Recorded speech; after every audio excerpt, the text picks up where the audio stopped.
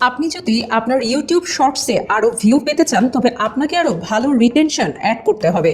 তাই আমি আপনাকে আজ শর্টস ভিডিওতে হুক ধরে রাখার কয়েকটি টিপস শেয়ার করব, যাতে আপনি আপনার ভিডিওতে অডিয়েন্সের মনোযোগ 100%-এরও বেশি রাখতে পারেন। এবং আপনি যদি আজকের দেখানো টিপসগুলোর সবগুলোই আগে থেকে জেনে থাকেন তাহলে আপনি ডিসলাইক বাটন ক্লিক করতে পারেন। তো চলুন শুরু করা যাক। সবার প্রথমে শুরু করা যাক ভিডিও ব্রাইটনেস নিয়ে। আপনার এডিটিং সফটওয়্যারের ভিডিও ব্রাইটনেস কিছুটা বাড়িয়ে অথবা ব্যালেন্স করে আপনি অডিয়েন্সের শর্টস ফিরে আসা অন্যান্য শর্টস থেকে নিজের শর্টসকে আলাদাভাবে তুলে ধরতে পারেন। আপনি ভিডিওকে আরও ইফেক্টিভ করতে ভিডিওর এডসগুলোতে ভিগনেট ইফেক্ট অ্যাড করতে পারেন, যা অডিয়েন্সের ফোকাসকে ফুটেজের মাঝে রাখে। আপনার এবং আপনার সাবজেক্টের উপর আরও বেশি ফোকাস রাখতে চান তবে আপনি বিভিন্ন ব্রাইট কালার ইউজ করতে পারেন। আপনি যদি স্ক্রিনে কোনো টেক্সট অ্যাড করতে চান তখন এই কালারগুলো মনোযোগ আকর্ষণ করতে সাহায্য করতে পারে, যা খুবই গুরুত্বপূর্ণ। আসলে আপনার ভিডিওর প্রথম 8 সেকেন্ডকে হুক বলা হয়, কারণ এটি তখনই হয় যখন আপনাকে দর্শকদের এমন কিছু বোঝাতে হবে যেন তারা আপনার ভিডিওর বাকি অংশটি দেখার জন্য আগ্রহী হয়। এই সময়টিতে আপনাকে ক্যামেরা অ্যাঙ্গেল, শর্টস, পজিশন প্রতি 2 থেকে 3 সেকেন্ড পর পর চেঞ্জ করতে হবে। কিন্তু আপনি যদি মাল্টিপল অ্যাঙ্গেল চেঞ্জ করতে না পারেন তবে আপনি ভিডিওকে আরো ডাইনামিক করার জন্য স্টক ফুটেজ অ্যাড করতে পারেন। আপনি যখন ক্যামেরা মুভমেন্ট অ্যাড করবেন তখন একটি নির্দিষ্ট কন্টেন্টে ফোকাস করার জন্য, যেমন ফ্যাক্ট, টেক্সট, ইনফোতে জুম ইফেক্ট অ্যাড করতে পারেন অথবা কোনো still image slow pan effect add করতে পারেন। এতে বোরিং ইমেজগুলোকে ইন্টারেস্টিং করে তুলবে। কিন্তু আপনার মেইন কন্টেন্ট যদি খুব বেশি ভালো না হয় তবে ভিজুয়াল এলিমেন্টসগুলো অতটা কাজে দেবে না। ভিডিও শুরু করার সময় কিছু দুর্দান্ত লাইন বলুন অথবা ভিডিও কনসেপ্ট এমন রাখুন যেন সেটি খুব ক্রেজি হয়, যাতে লোকেরা দেখতে বাধ্য হয়। আমি আজকে মাছ ধরতে গিয়েছিলাম, এটি বলে শুরু করার পরিবর্তে আপনি বলতে পারেন, আমি আজ এই লেকে যা ধরলাম তা না দেখলে আপনি বিশ্বাস করতে পারবেন না। এভাবে শুরুটা করলে এবং দর্শকদের মনে প্রশ্ন রাখলে সেটি অডিয়েন্সদের দেখার চান্স বহুগুণে বাড়িয়ে দেয়। এবং আপনি আপনার যে কোনো কন্টেন্টের সাথে এটা করতে পারেন, শুধু খেয়াল রাখতে হবে একটা যেন আরেকটার সাথে মিলে না যায়। অথবা আপনি যদি এমন কোনো স্টেটমেন্ট দিয়ে শুরু করেন, ইউটিউব নতুন অ্যালগোরিদম পুরোই অখাদ্য, এটি বললে আপনার ভিউয়ার ইনস্ট্যান্টলি নিজেকে জিজ্ঞাসা করবে ইউটিউবের নতুন অ্যালগোরিদম কি, কেন এবং এটি কি এতটাই খারাপ। এটি আগে টাইটেলটির মতো কিউরিওসিটি তৈরি করবে এবং তাদের দেখা চালিয়ে যাওয়া এবং উত্তর খোঁজার কাজে নিযুক্ত করবে। আপনি কে বা কি করেন এসব ইন্ট্রোডিউস করাতে যাবেন না। Hey guys, welcome to my channel, এগুলো বলার দরকার নেই। যা করবেন স্ট্রেট ফরওয়ার্ড, কোনো কল টু অ্যাকশন বাটন বসানোর দরকার নেই, এমনকি সাবস্ক্রাইব করুন এটিও বলা যাবে না। শুধু ভিডিওতে as soon as possible main content দেখিয়ে কমপ্লিট করার চেষ্টা করুন। আর আপনার ইন্ট্রো এবং আউট্রো অ্যাড করার বেস্ট উপায় হলো লুপিং ইফেক্ট। এতে আপনার ভিডিও রিটেনশন 100%-এরও বেশি হয়ে যাবে। পরবর্তী স্টেপটি হলো অ্যাড টেক্সট। আপনি আপনার ভিডিও স্ক্রিনে আরও কনটেক্সট অ্যাড করতে টেক্সট বসাতে পারেন। আপনি ভিডিওর শুরুতে বা আপনার ভিডিওর উপরে ভিডিও যে টপিকে সেই অনুযায়ী কনটেক্সট অ্যাড করতে পারেন।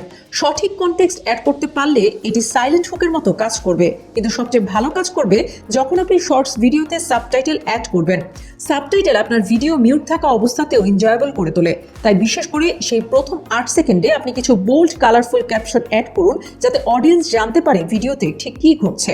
এছাড়াও আপনি টেক্সট অ্যানিমেটেড প্রিসেটসগুলোর মধ্যে একটি ব্যবহার করতে পারেন যা আপনার ক্যাপশনগুলোকে নেক্সট লেভেল অ্যাড করবে। কিন্তু আপনাকে স্ক্রিনে আপনার টেক্সট প্লেসমেন্ট সম্পর্কেও খুব সতর্ক থাকতে হবে। একটি বড় ভুল যা প্রায় সময় দেখা যায় তা হলো অনেকেই তাদের ভিডিওতে টেক্সটগুলো একেবারে নিচের দিকে বসায়, যেখানে ভিডিও টাইটেল হ্যাশট্যাগ দিয়ে ঢাকা থাকে, এমনকি ভিডিওর ডান পাশে আইকন দিয়ে ঢাকা থাকে। তাই যখন আপনি টেক্সট বসাবেন তখন টেক্সটটি ফ্রেমের মাঝখানের কাছে একটু উঁচুতে বসান, যাতে এটি সহজে পড়া যায় এবং দেখা যায়।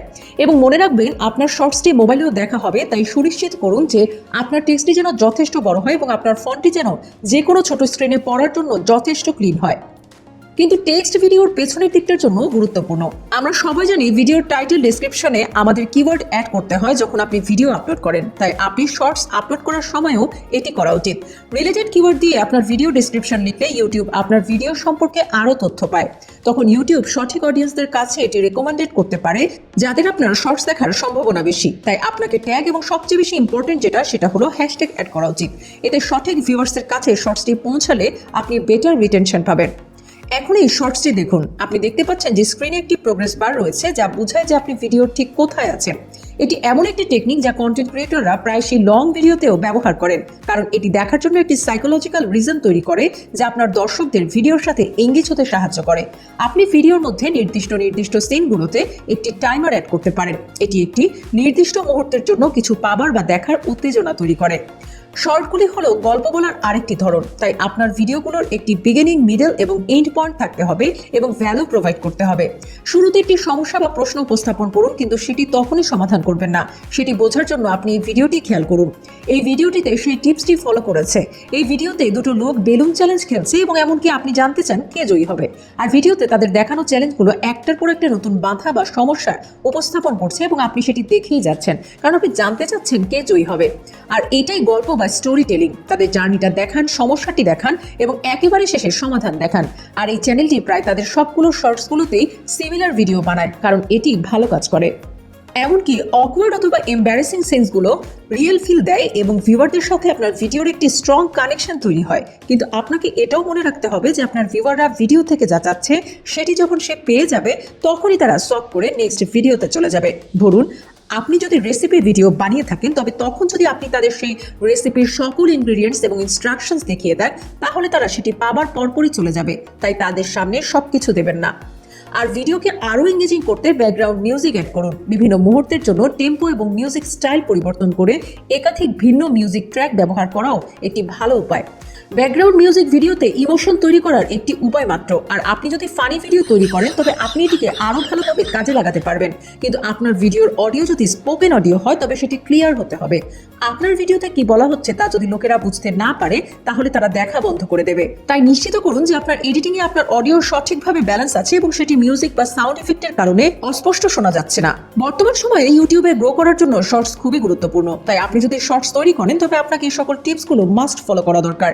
এতে আপনার শর্টস ভালো রিটেনশন পাবে এবং ইউটিউব অধিক সংখ্যক অডিয়েন্সকে আপনার ভিডিও রেকমেন্ড করবে। টিপসগুলো ভালো লাগলে লাইক করুন এবং চ্যানেলটি সাবস্ক্রাইব করুন। ধন্যবাদ।